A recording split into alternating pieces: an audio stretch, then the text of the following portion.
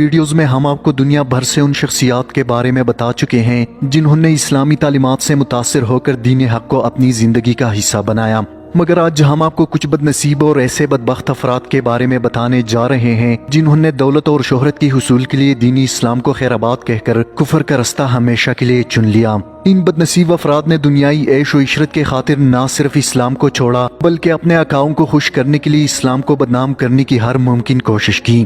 ناظرین، سب سے پہلے ان بد نصیب افراد میں پروین بوبی کا نام آتا ہے۔ بھارت کی ٹاپ کلاس اداکارہ پروین بوبی، جس نے کئی عرصہ تک بھارتی فلم انڈسٹری پر راج کیا۔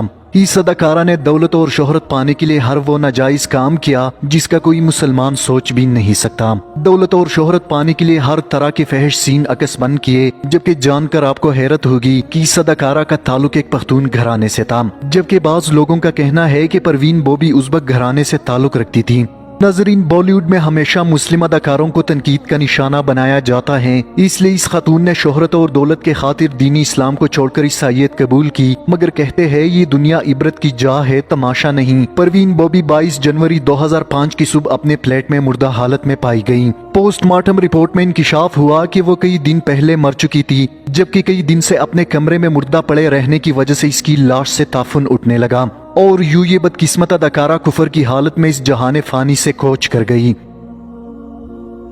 ناظرین، اس کے علاوہ بات کرتے ہیں سابق امریکی صدر باراک حسین اوباما کی۔ اکثر امریکی اس بات کو مانتے ہیں کہ سابق امریکی صدر باراک حسین اوباما کرسچن نہیں بلکہ مسلمان ہے، جبکہ اس بات میں کوئی شک نہیں کہ باراک حسین اوباما کی آباء و اجداد مسلمان تھے۔ باراک اوباما کے والد کا تعلق کینیا کے ایک مسلمان خاندان سے تھا، تاہم باراک اوباما نے اسلام کو چھوڑ کر کرسچن بننے کو پسند کیا۔ سن 2021 میں باراک اوباما کی دادی وفات ہوئی، جس کو اسلامی روایات کے ساتھ دفنایا گیا۔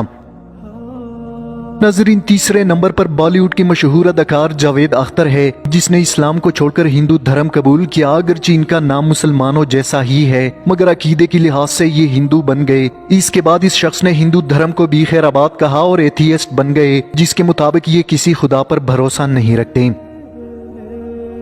ناظرین، چوتھے نمبر پر سنجے دت کی والدہ نرگس دت، جس کا شمار بالی ووڈ کی مشہور اداکاراؤں میں کیا جاتا ہے، جس کا تعلق ایک مسلمان گھرانے سے تھا، مگر فلم انڈسٹری میں کام کرتے ہوئے اس کو ایک ہندو اداکار سنیل دت سے پیار ہوا۔ یہ اداکارہ سنیل دت کی پیار میں اس قدر بھٹک گئی کہ اپنا دین چھوڑ کر اپنے پیار کے خاطر ہندو مذہب قبول کیا۔ شادی کے بعد نرگس نے اپنا اسلامی نام تبدیل کیا اور اپنا نام نرما دت رکھ دیا۔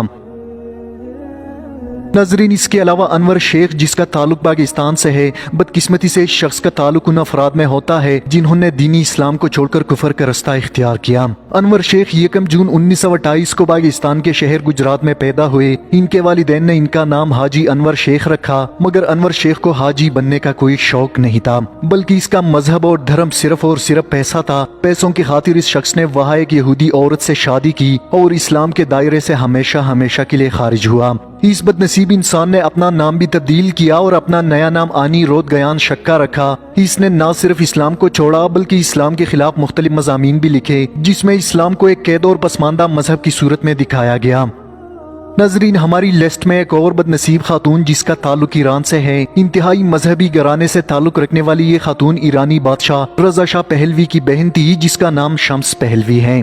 اس عورت نے ایران میں اسلام کے خلاف زبردست تحریک چلائی، جبکہ اس کا بھائی رضا شاہ پہلوی وہ نام نہاد مسلم حکمران تھا جس کو اسلام سے شدید نفرت تھی، جس نے ایران میں عبایا اور پردے پر مکمل پابندی عائد کی اور جو بھی عورت پردہ کرتی اس کو جیل میں ڈال دیا جاتا، جبکہ رضا شاہ پہلوی کی بہن مغربی کلچر سے بہت زیادہ متاثر تھی۔ اس خاتون نے سال 1940 میں اپنے شوہر اور بچوں سمیت اسلام چھوڑ کر عیسائیت میں داخل ہوئی، مگر اس عورت کا انجام بہت ہی برا ہوا۔ کہا جاتا ہے کہ دوران سفر شمس پہلوی کی گاڑی میں آگ لگ گئی، جبکہ یہ بدبخت عورت گاڑی سمیت جل کر راکھ ہو گئی تھی۔